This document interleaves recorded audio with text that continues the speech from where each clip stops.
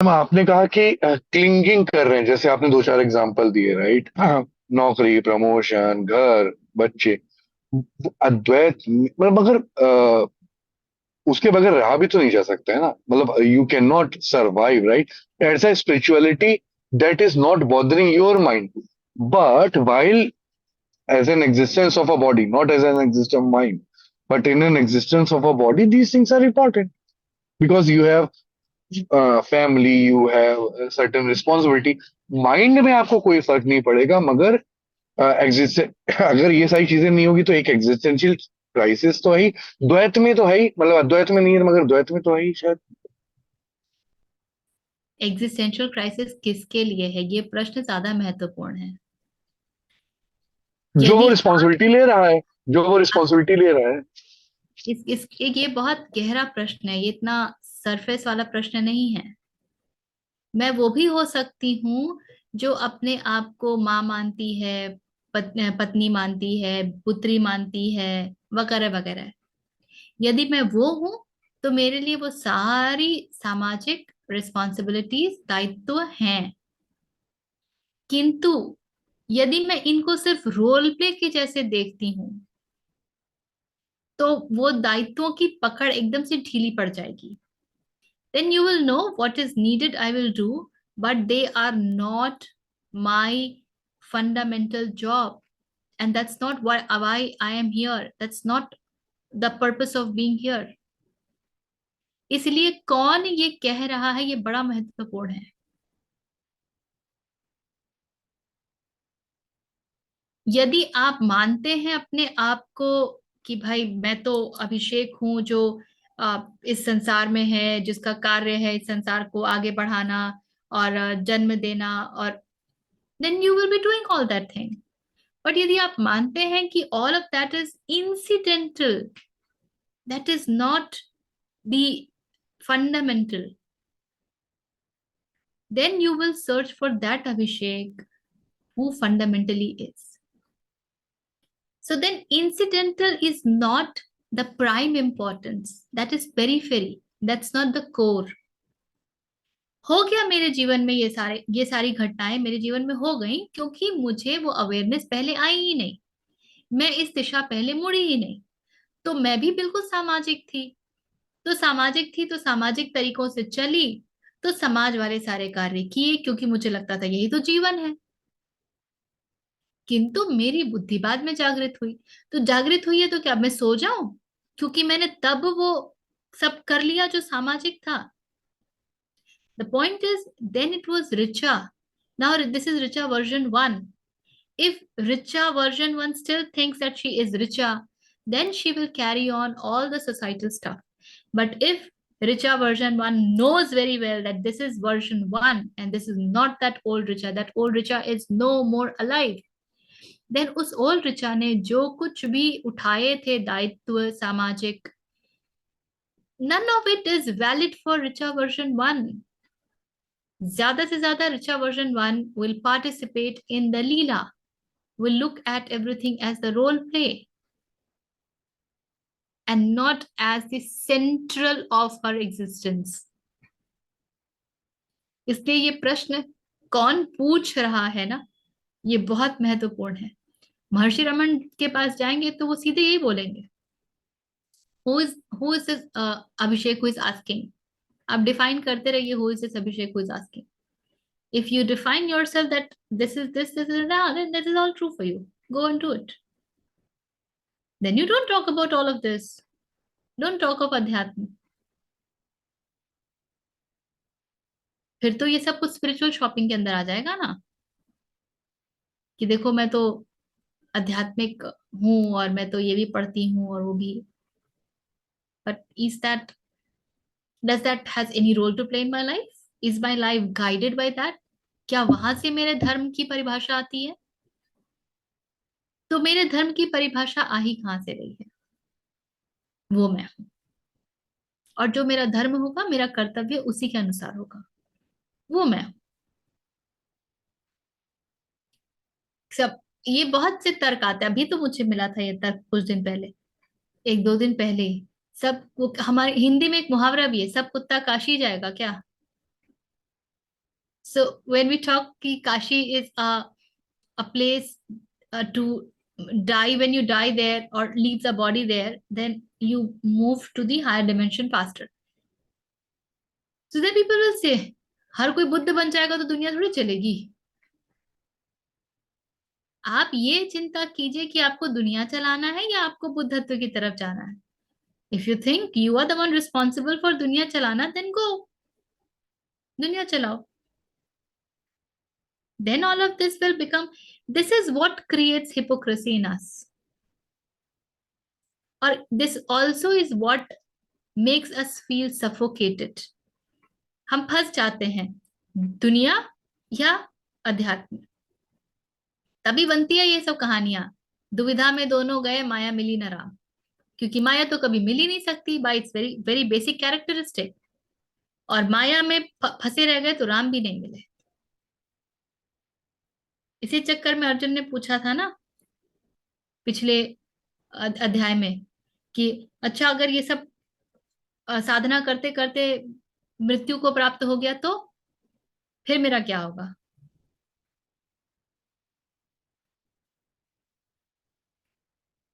And listening to one of the podcasts, I got a very beautiful definition of paravidya and aparavidya. जब हम कहते हैं कि अपराविद्या is all that which is of the world, and it is necessary. There is nothing like it is छी भाव नहीं है, उसका अपना स्थान है. And para is that takes you beyond. So there was this person saying, para vidya वो है जो आप शरीर त्यागने के पश्चात भी अपने साथ आगे ले जाते हैं. अपरा विद्या छूट जाएगी. So the knowledge of science will stay here. Knowledge of language will stay here. Knowledge of Sanskrit, knowledge of metallurgy, whatever, all of that, जो भी हम skills सीखते रहते हैं, artificial intelligence, everything, that will stay back. What will go is the sadhana that you have done. This also could be one reason why para must become very important for you. Personal choice. किसको किधर जाना है, हम इतने स्वतंत्र हैं कि हम अपने लिए बंधन भी चुन सकते हैं.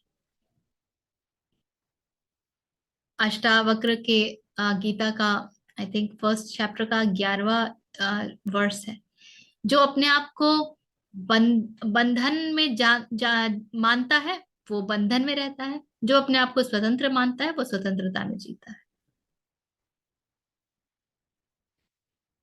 Because what you, and that's where it begins, what you believe, that's what you start behaving, and then accordingly your sanskars and everything will start playing role also. He ma'am used to ma'am take, ma'am ma'am I have a हाँ counter. Let's do this practically. But नहीं हो पाएगा. आपने बोल तो दिया. मतलब the thing is in the journey itself, right? If मैं यू आर आपकी द ना, ओनली व्हील, इफ यू हाँ आर ऑन समझ, ओनली व्हील, नहीं चल पाएगा. अभिषेक जी यू मैं नीड आपकी टू हैव. व्यथा समझ रही हूँ, रुकिए रुकिए, मैं आपकी व्यथा समझ रही हूँ, where all of this is emerging from. But the point is, even if you feel that you are responsible for your daughter, your wife, for the family, if that becomes your identity and you take that too seriously, then you will lose this opportunity of life. क्योंकि ये आपके हर जीवन में होगा. आप इसकी guarantee कभी नहीं दे सकते हैं कि आपने पैदा लिया है और कुछ वर्ष हुए हैं और आपको ये ज्ञान आ गया कि ये जीवन किसके लिए है. ये तो निरंतर चलता रहेगा कि सामाजिक रूप से आप आएंगे, पढ़ेंगे लिखेंगे, शादी करेंगे, रिस्पॉन्सिबिलिटीज में जाएंगे. शादी नहीं भी करेंगे तो भी माता पिता की रिस्पॉन्सिबिलिटी लेके करेंगे रहेंगे. So one has to find out a way amongst this.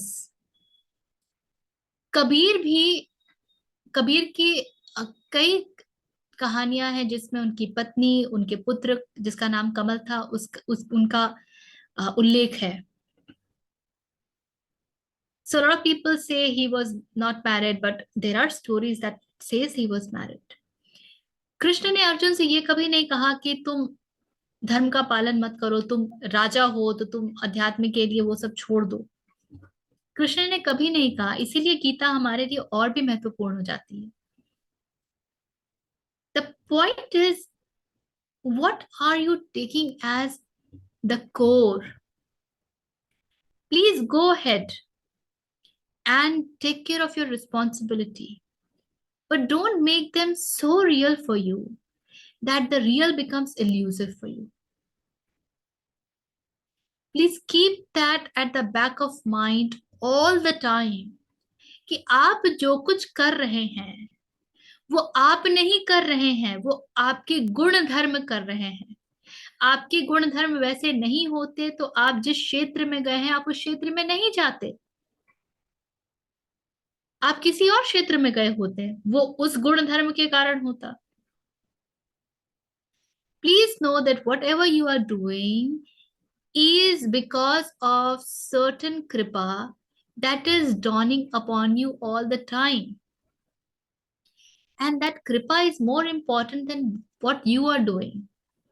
तो यदि आप अपने परिवार निर्वाह के पूरे काम को एक समर्पित भाव से करेंगे ना, एक श्रद्धा के भाव से करेंगे ना, तो चीजें तुरंत परिवर्तित होने लगेंगी आपके लिए।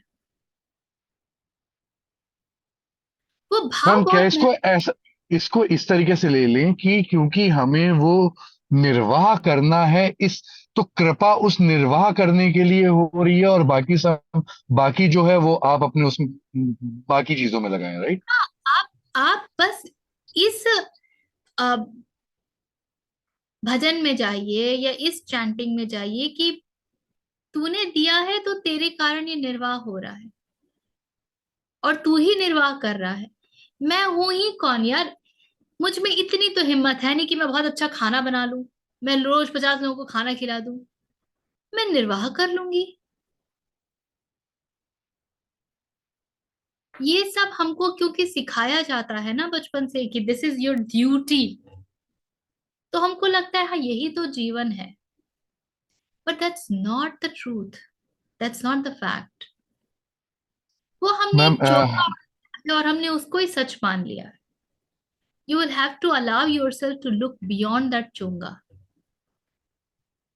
Ma'am, somehow there is a story attached. Okay, I'm not going to, but it's a story in somewhat in a relationship.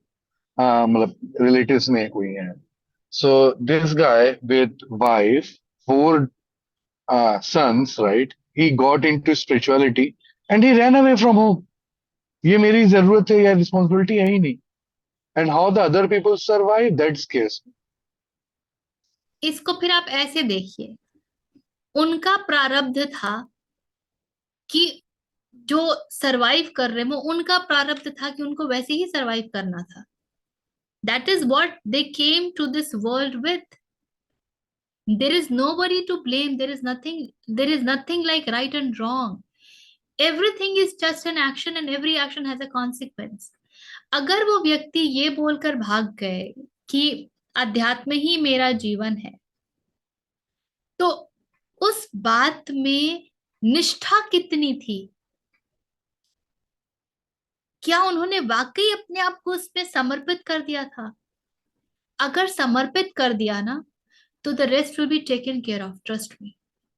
और अगर उन्होंने समर्पित नहीं किया है, that has become a escape route for him, then he will pay his price. That is his karmic affair that he is taking care of. वो अपना कर्म जोड़ रहे हैं।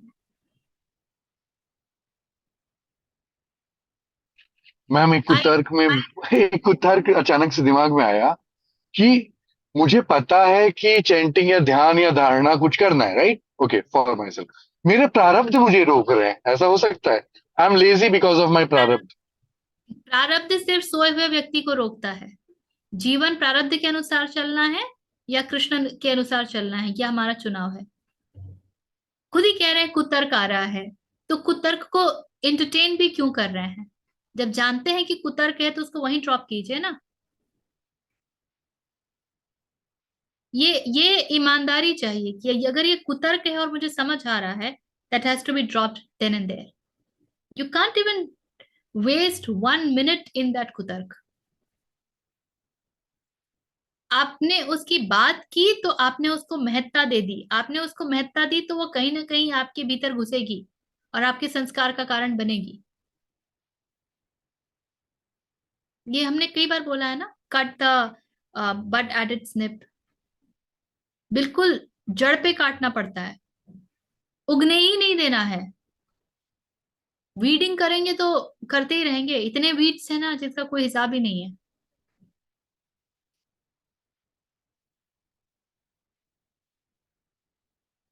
So with all due respect to your worldly responsibility, where is your eye?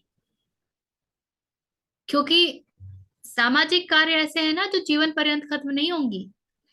बच्चा पढ़ रहा है, पत्नी की तबीयत खराब हो गई, माता पिता कैसे हैं, फिर बच्चे की शादी करनी है, फिर उसके बच्चे, फिर उसका घर सेटल हुआ कि नहीं, उसकी नौकरी कैसी है, तो उसके बच्चे को संभालने जाना है. खत्म नहीं होने वाली बातें.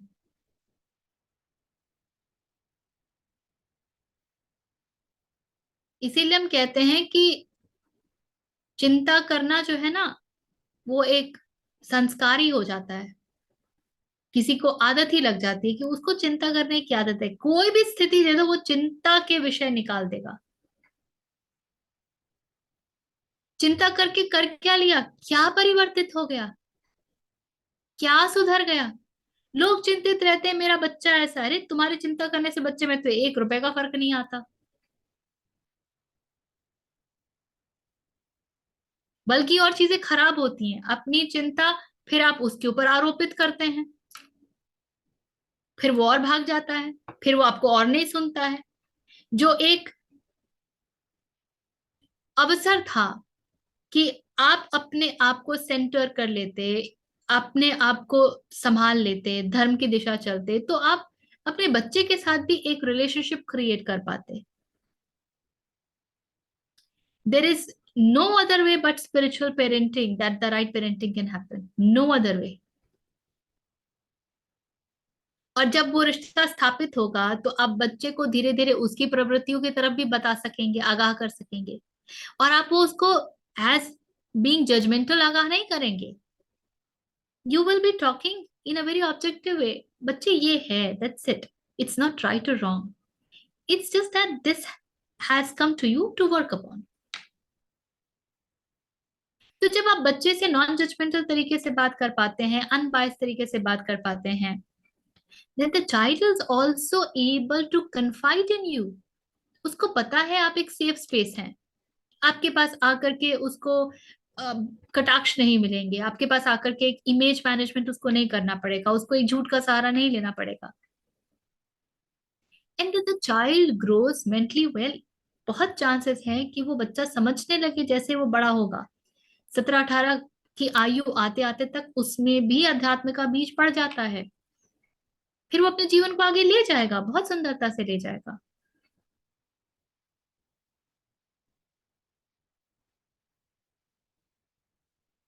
पर ये हम पे निर्भर करता है कि हम किस प्रकार से जीना चाहते हैं.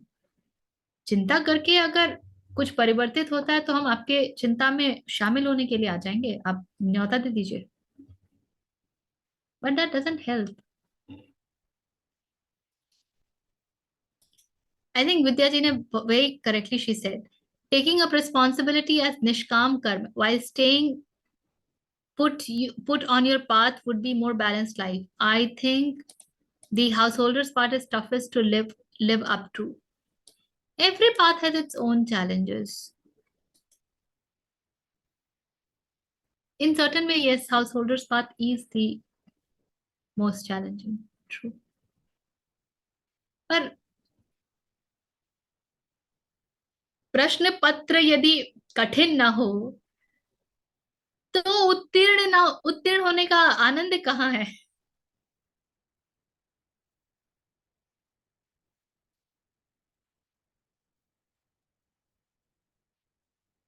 इजी एग्जामिनेशन तो हर कोई निकालता है, तभी तो आप उस 1% का हिस्सा बन पाते हैं ना.